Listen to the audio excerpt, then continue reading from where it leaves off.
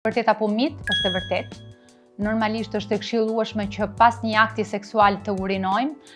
Në disa botime, le të themi në disa kërkime, thuhet që urinimi duhet bëhet brenda 15 minutash, sepse shkon dhe shpërlan, largon ato bakteret që mund të krijohen që mund të transmetohen gjatë një akti seksual, kështu që e vërtet. Disfunksioni erektil ndodh vetëm në moshë të madhe, është e vërtet apo mit?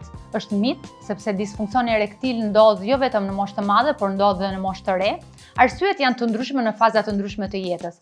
Normalisht në një moshë të re kemi ankth të performancës seksuale, domethënë ti ke frikë që do shkosh keq dhe shkon keq. Dhe në një moshë më të madhe kemi pastaj problemet organike të ndryshme që çojnë në probleme të deficitit erektil. Sa e shëndetshme është marrëdhënia seksuale për prostatën tek meshkujt? Është e rëndësishme, është shumë e rëndësishme një marrëdhënie ose një jetë seksuale aktive për të pasur një prostatë të shëndetshme. Normalisht nuk ka një numër fiks për cilin duhet të kryejmë një akt seksual në brenda një jave, por që edhe aty ka shumë kërkime që thonë domethënë 2 herë në javë, 3 herë në javë, 1 herë në muaj. Kemi bërë publikime për çfarëdo lloj argumenti të mundshëm dhe në disa publikime thuhet që duhet të jetë diku të 2-3 herë në javë realisht që të kesh një jetë të shëndetshme, jo vetëm të prostatës, po një jetë të shëndetshme në totalitet. Domethënë një mashkull ka nevojë që të jetë aktiv në totalitet që ndikon dhe në jetën e përditshme dhe në stilin e jetesës së tij, domethënë. Një ndër pyetjet që më vijnë shpesh sidomos nga femrat është: kam djegje gjatë urinimit dhe gjithë analizat janë në rregull, çfarë duhet të bëj, çfarë kam? Pikë së pari duhet kuptuar se kush janë analizat që kemi bërë për të thënë gjithë analizat janë në rregull. Nëse kemi djegje gjatë urinimit, në shumicën e rasteve kemi të bëjmë me një infeksion të pshikës së urinës. Dhe në një infeksion të pshikës së urinës është e rëndësishme që të bëhet një analizë urine me kulturë, një kulturë analizës së urinës, ose më saktë quajtur urinokulturë.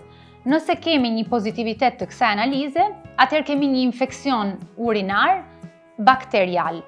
Ama nëse kjo analizë është negative, nuk e eviton faktin që ne mund të kemi gjithsesi një infeksion të pshikës së urinës abakteriale, domethënë jo bakteriale. Dhe në të dyja rastet janë të rëndësishme trajtimet. Normalisht në momentin që ne kemi një infeksion bakterial, marrim një terapi antibiotike. Nëse kemi një infeksion jo bakterial, shkojmë dhe marrim një terapi antiinflamatore. Pyetje tjetër që më vjen: sa herë në ditë duhet të urinoj? Është e vështirë të themi një numër se sa herë në ditë duhet të urinosh. Është më shumë e rëndësishme të kthehemi mbrapsht dhe të themi se sa shumë duhet të pim. Normalisht është e këshillueshme që të pihet 1,5 litër 2 në ditë ujë. Dhe në bazë të kësaj sasie lëngu që ne kemi konsumuar, normalisht kemi frekuencë të ndryshme në mënyrën e urinimit.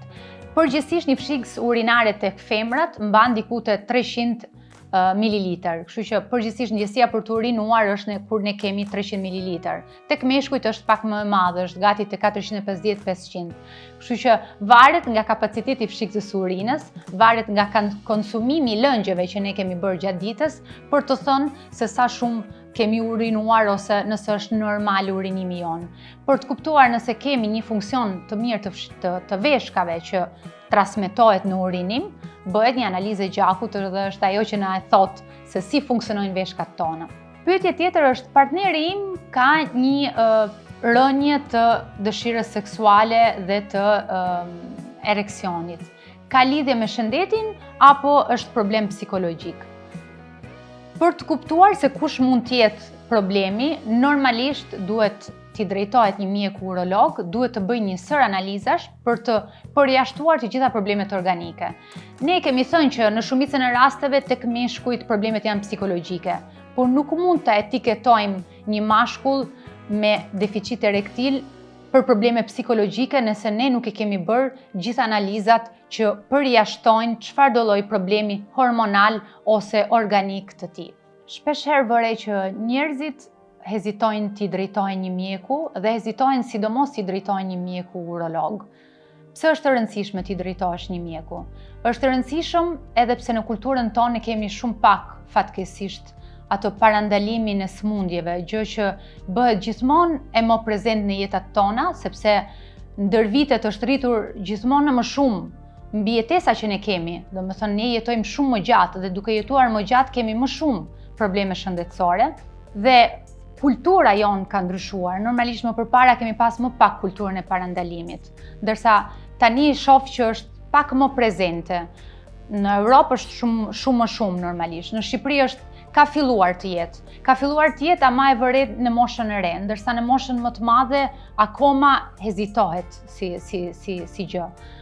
Unë i këshilloj që gjithëve që t'i drejtohen mjekut dhe kur flasim për urologun meshkujt si për moshës 50 vjeçare, sepse është e rëndësishëm që të bëhet trajtimi i parandalimit, sidomos të problemeve të prostatës, që mund të çojë për shqetësime benigne në shqetësime shumë të mëdha, po ashtu edhe shqetësime të tjera siç janë ato të tumorit të prostatës, të kancerit prostatës, që është shumë e përhapur si smundje dhe është e rëndësishme që të diagnostikohet në kohë.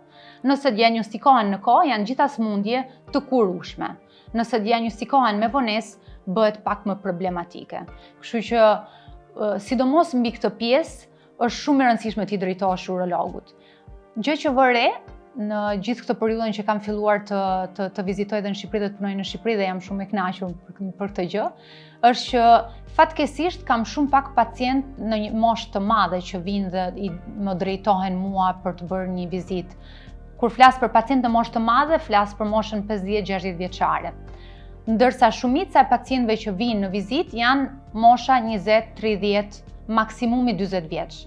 Dhe argumenti kryesor për cilin shkojmë dhe trajtojmë është deficiti erektil, që është një argument edhe pse duket shumë i rrallë, i largët nga çdo person me cilin ti ke përballë, realisht është shumë prezent, është shumë i përhapur dhe arsyet kryesore për cilin e vëre, sidomos në Shqipëri, fatkeqësisht këtë gjën, janë gjithë mënyra e të jetuarit që kanë. Domethënë, një mashkull tipik 25 vjeçar që më drejtohet për probleme të deficitit erektil, që konsumon hashash, që pi alkool, që bën një jetë sedentare, që ka një keq ushqyerje, që shpeshherë dhe konsumon drogra që janë pak më të rënda se sa që mund të jetë hashashi.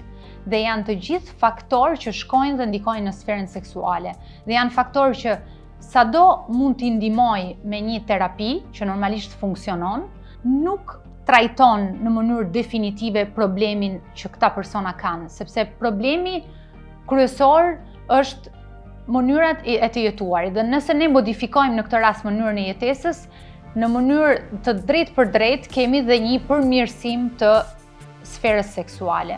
Dhe plus kësaj, normalisht nëse unë jap një trajtim farmakologjik një pacienti që është 25 vjeçar dhe që konsumon kokain, konsumon alkool dhe merr dhe këtë ilaçin në të njëjtin moment, e bëj më të rrezikshëm mundësinë për të pas një smundje kardiovaskulare, për të pas një infarkt, edhe pse në moshën e re është më pak prezente, kur kemi një kombinim të gjithave këtyre substancave, bëhet më i prekshëm si fenomen. Kur flasim për të rit, argumenti për cilin duhet t'i drejtohen urologut janë problemet të testikujve. Problemet të testikujve që mund t'jetë varikoceli, që çon në problem të fertilitetit, kështu që është e rëndësishme të paktën një herë të bësh një vizitë urologjike, po ashtu dhe vetë palpimi dhe vizita urologjike kur flasim për kancer të testikujve, që edhe ajo, edhe pse është më pak frekuente se sa problemet e prostatës, janë prezente, janë sëmundje që duhen prekur në kohë dhe është e rëndësishme që të bësh një vizitë për të kuptuar nëse je drejt atij problemi apo jo.